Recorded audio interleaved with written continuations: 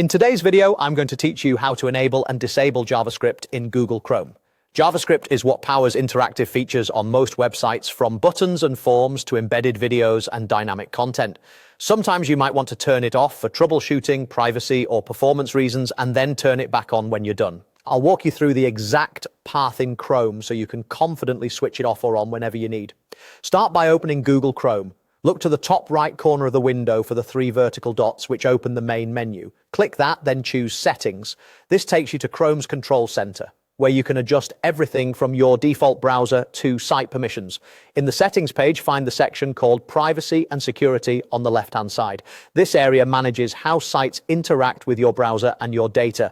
Click Privacy and Security to continue. Next, choose Site Settings. Site Settings is where Chrome groups controls for what websites are allowed to do, like showing notifications, using your camera or microphone, and running scripts. Inside Site Settings, look for JavaScript. It's usually listed under the Content section. Click JavaScript to open the page that controls whether sites can run JavaScript in your browser. If you want to disable JavaScript, select the option that says Don't allow sites to use JavaScript. As soon as you switch to this setting, Chrome will block scripts across websites you visit.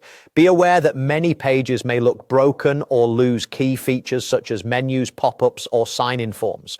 If a page is already open, refresh it to see the change take effect. This is a useful setting for testing pages, improving focus on text, or limiting certain trackers, but it's best used temporarily because so many modern sites rely on JavaScript to work properly.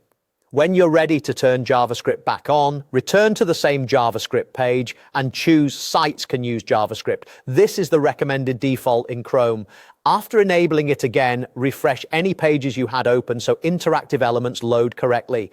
That's all there is to it. Menu, Settings, Privacy and Security, Site Settings, JavaScript, then choose whether to allow or block it.